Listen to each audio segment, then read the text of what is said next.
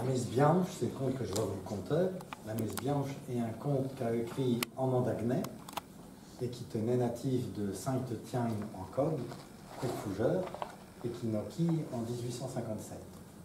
Et c'est un conte qu'on peut trouver dans la racerie de clivage du Pays Gallo, mais aussi dans le journal de Bertin, qui fut banni la première fois au commencement du XXe siècle. Ce serait mieux pour les enregistrements. Est-ce que c'était mieux comme ça? Oui. En moi mieux? Oui, En moi il est mieux. Tout le monde savent bien que faille dans les vieilles églises. Il y a des failles quand vaille des prêtres qui sont morts, que faille de bébé longtemps, que faille plus de 100 et 200 ans, et qui reviennent comme pour dire la messe. C'est des prêtres qu'on manque quelques failles à faire de cas qu'ils devaient faire. Par exemple, dans bien inscrit des malades ou des défunts pour les recommander à la grande messe, ou bien de se lever au premier coup qui t'en y appelait pour aller voir des malades de la neuve, ou bien corps qu'avant il manquait à dire des messes payées pour les morts, ou d'autres choses de l'ousetat. Par exemple, le prêtre qui n'a pas dit toutes les messes quand il y a payé pour les morts, il revient à l'hôtel habillé aux ornements en art, au cas ils disent les messes de requiem. Et il revient comme ça, que faille bien longtemps avant de pouvoir en dire une messe. Parce qu'il faut qu'il se trouve là, un homme vivant dans l'église pour qu'il la réponde. Et il peut se faire que ça s'est bête années, et même bête des siècles, avant que ça qu'arrive. Qu'il y ait des gens dans Froumet, la neuve, comme ça, et juste dans une église où il revient après de mort. Parce que, on sait bien, personne n'aimerait à se faire enfoumer à l'esprit, comme ça. Et quand même qu'il se trouverait que cas d'enclencher dans l'église. Si c'était un fou ou une fille, elle ne pourrait pas répondre la messe, parce que les fous ne peuvent pas biter les choses sacrées. Et si c'était un homme, mais qui n'aurait pas tel fin de cœur, il ne pourrait pas plus servir la messe. Ça peut donc y être bien longtemps avant que ça qu'arrive.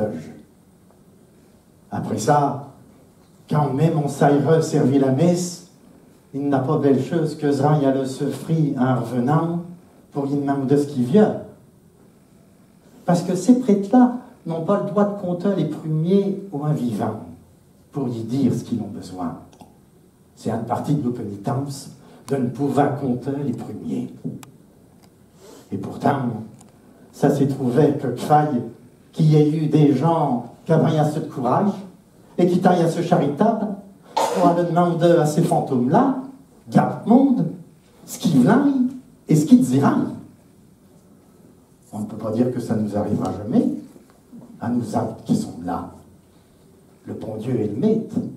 On ne sait jamais ce qui peut arriver. Ça menait un exemple dans l'histoire que je vais vous dire. Il y avait un bonfoum dans la paroisse de Coye qui avait l'habitude de dormir toujours à l'église. C'est un vieil voisine, Marie Queula, qui m'a dit ça, je crois. Et je crois même qu'elle a connu ce bonfoum-là. Mais ça me fait rien, voilà donc ce que c'est. Un sac, dans le fond de l'hiver, il donna une salut à cette église-là pendant le bossour parce qu'il avait prêché longtemps à ce qui paraît. La bonne femme s'était endormie, comme les autres failles. Et comme sa pièce dans un coin, pas bien éclairé de l'église, et qu'elle n'avait pas été remarquée ni éveillée par les voisins à la sortie, elle lui pointe sa Christ froumeux et clenche les portes, et elle se trouvit en biais et enclenchée. L'air chant fait par tout le monde, et les chants du salut et tout ça, ça l'avait bien endormi. Mais aussi, quand elle lui put chanter, et qu'elle sentit l'air frais, ça la réveillait au cou. Devinez donc, les bons gens, que surprise de se trouver comme ça. Et il y avait bien un boum de miour qui était tout dessous quand elle se réveillait. Il n'y avait plus moyen de sortir. La pauvre femme, il y a eu si grand peu de se voir comme ça, obligée de passer la nuit toute seule dans l'église, qui est venue hucher et appeler. Elle se rappelait que personne ne la voyait, parce que les maisons étaient trop là, et les murs trop épais, et qu'elle hucherait à pain de rein. Il faut bien qu'elle se résout, j'allais attendre le jour, et qu'on vienne sous l'Angelus. Elle s'agenouillit, et fit sa période du ça, plus dévotieusement que les autres failles corps. Et que m'a dit son homme à Dieu, à la Bonne Vierge et à tous les saints. Et après ça, elle se rasseillit pour tâcher de se rendormir. Mais son mat venait point en tout. Elle avait toutes sortes d'idées par la tête qui ne la rassuraient point. Et ça se comprend. On n'est point fier dans des moments comme ça. Et la neuve qu'elle a 6 points vite. 6 points vite. Tout d'un coup, il pouvait banner de Verménin, et lui, comme si la porte de la sacristie s'ouvrait. Il se brûla tout d'un coup, comme ça, au mi-temps de la neuve. Ça l'a fait torser un petit peu. Vous savez bien, elle se crut morte.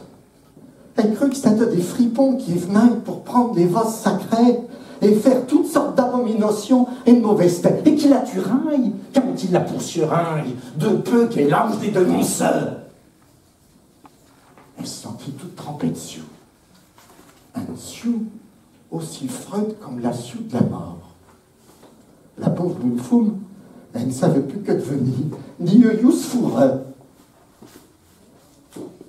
Oui, mais c'est point des fripons qu'elle veut. Et vu un prêtre aux ornements naïs qui arrivait tout droit à l'hôtel. Elle ne voyait pas cheminer, mais il cheminait tout de même, sans regarder Oyou que devant lui. Il allait comme pour dire la messe. Et même les cierges qui s'étaient trouvés allumés tout d'un coup, sans que personne ne les allumage. Eh ben, il paraît que ça te tout de même une bonne femme courageuse et qui est encore de bon ressent. Parce qu'elle se dit comme ça, puisque c'est pas un fripon, je n'ai pas à craindre pour ma vie. Et puisque je ne me sens pas des grands péchés sur la conscience, le revenant ne peut pas me faire de mal dans une église, on sait bien que c'est pas par ma faute comme il est là. Et malgré tout, ni pour qu'elle se dise tout ça et que ça te fera, elle ne te point énonce tout de même. Et le prêtre l'avait bien survu, parce qu'il se détournait, et avait eu l'air de chercher à travers l'église, comme pour demander s'il n'y avait personne à lui répondre sa messe, et le tirer de pain. Elle l'avait vu panacla, et elle ne l'avait pas reconnu. Ça devait être un prêtre mort depuis bien longtemps.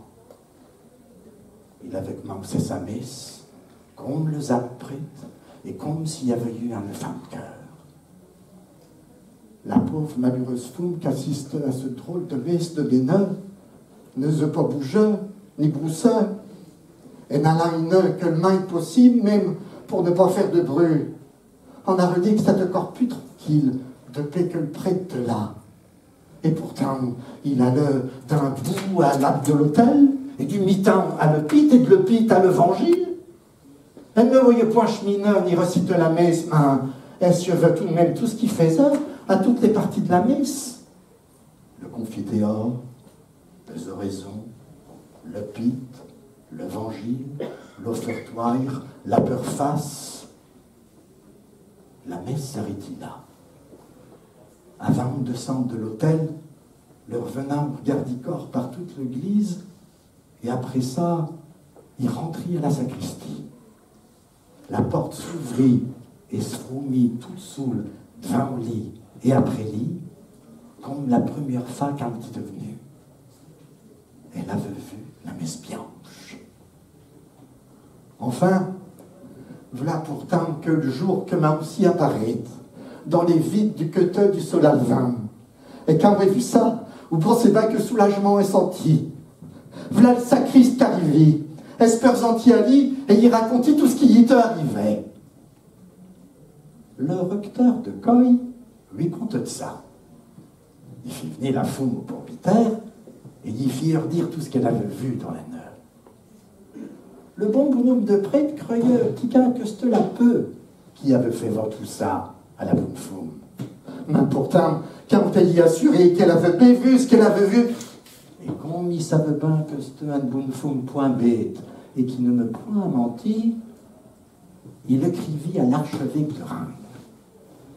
L'archevêque qui dit qu'il faut qu'un autre personne possède un autre nœud dans l'église. Il n'y eut un qui vit bien.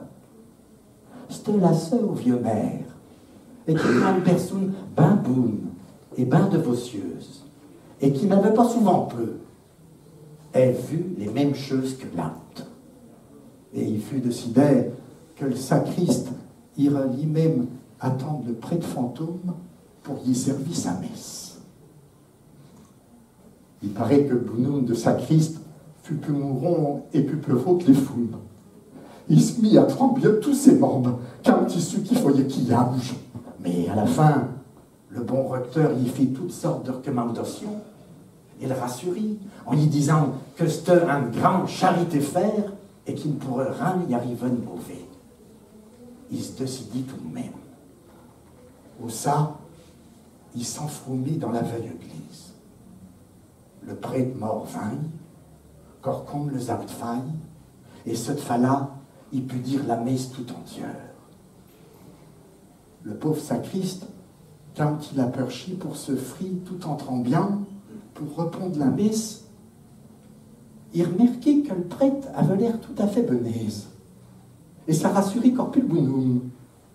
Et à mesure que la messe avançait, il semblait qu'il y avait comme une belle clarté qui se formait autour de la tête du prêtre et qui devenait encore plus bas. C'est comme s'il revenait, c'est comme s'il avait fait Babsola juste youte sa tête. À l'ité Misaïs, cette clarté-là qu'on n'avait jamais vue rendre si bas, ça l'enveloppait tout entier et il disparut comme ça sans rentrer à la sacristie. C'est comme si le revenant s'était fondu à petite fa dans un reuillet de sola. À ce que racontait souvent le sacriste qui avait servi ce drôle de messe de Méneur. Eh bien, il y a bien longtemps de ce temps-là, pardi. Mais je suis sûr que soutien même devant, tout ce monde-là est dans le paradis. Plein de